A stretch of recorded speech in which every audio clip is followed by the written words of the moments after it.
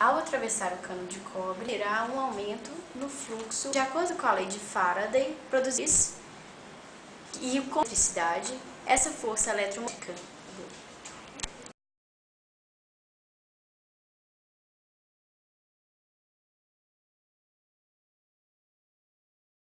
Essa corrente produzirá um campo magnético que, de acordo com a lei de Lenz, tem que ter o sentido oposto ao do fluxo que lhe deu origem. Como o fluxo magnético está aumentando, o campo magnético criado dentro do tubo deve ter um sentido oposto ao do ímã, para diminuir o aumento desse fluxo.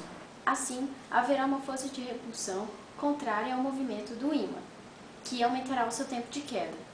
Dessa forma, uma força eletromotriz também é induzida pelo ímã no cano de plástico. No entanto, o tubo de plástico, por ser um isolante, não haverá a formação de uma corrente elétrica e nem de um campo elétrico sobre o ímã.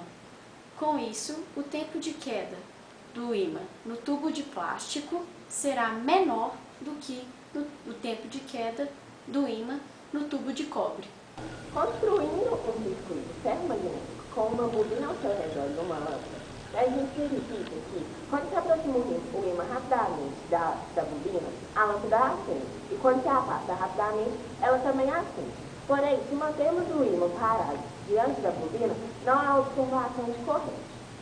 Analisarmos esse experimento, semelhante ao realizado por Faraday, que ao invés de utilizar uma lâmpada, utilizou o amperímetro, observamos que o número de linhas de indução magnética que penetram na bobina se altera quando o ímã se movimenta em relação à ímã. Quando o ímã se aproxima da bobina, o número de linhas aumenta e quando afasta, ele diminui.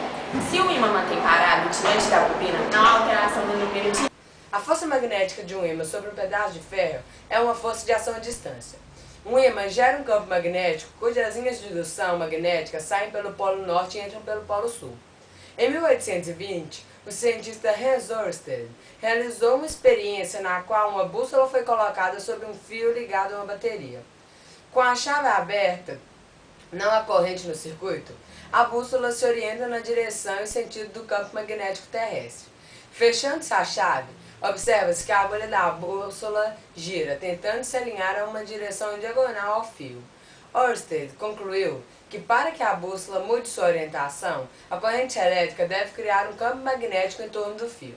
Conclusão: a corrente elétrica, carga elétrica em movimento, que passa pelo fio, gera um campo magnético ortogonal a essa corrente. O motor elétrico simples funciona com o mecanismo de eletromagnetismo, isso é, ele passa a funcionar a partir do momento em que cedemos eletricidade.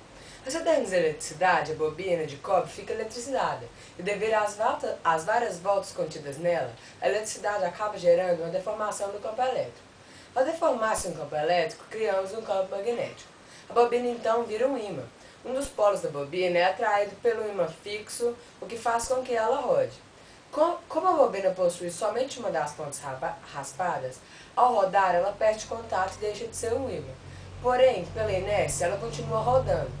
E ao continuar rodando, ela pega contato novamente e acaba virando um ímã, fazendo com que ela rode.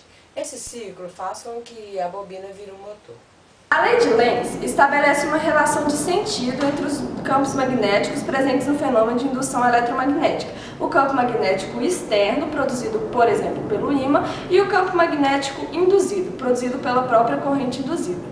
Para que a corrente induzida contrarie a sua causa, o seu sentido deve ser tal que, número 1, se o fluxo magnético aumenta, a corrente elétrica induzida cria um campo contrário ao campo externo, para tentar conter o aumento do fluxo e conservar a energia do sistema. Se o fluxo magnético diminui, a corrente elétrica induzida produz um campo no mesmo sentido do campo externo, na tentativa de conter a redução do fluxo e conservar a energia do sistema. Quando uma corrente passa por um resistor, existe transformação de energia elétrica em energia térmica, esse é o chamado efeito Joule. Uma vez que surge a corrente induzida e, consequentemente, energia elétrica, algum elemento presente no processo tende a realizar trabalho sobre o sistema e, entre aspas, gastar da sua própria energia, de modo a conservar a energia total dos objetos envolvidos. Por isso, a lei de Lenz torna-se verdadeira.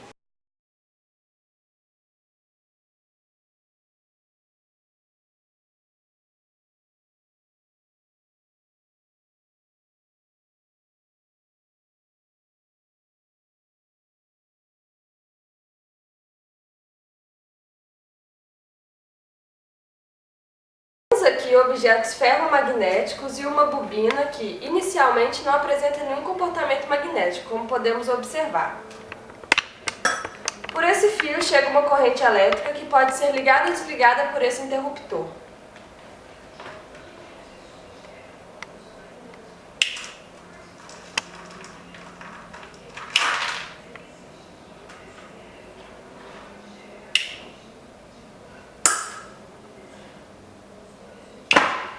Com esse experimento, provamos que a chegada da corrente elétrica na bobina pode criar um fluxo magnético.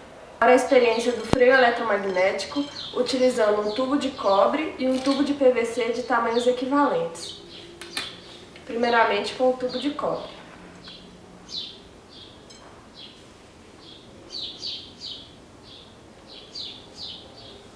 Agora com o tubo de PVC. Novamente com o tubo de cobre.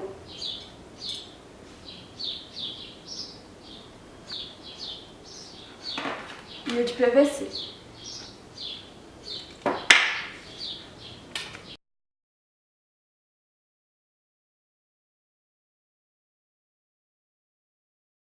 Temos aqui um ímã e uma bobina conectada a uma lâmpada. Pretendemos com esse experimento provar que a variação no fluxo magnético induz a formação de uma corrente elétrica que irá acender a lâmpada.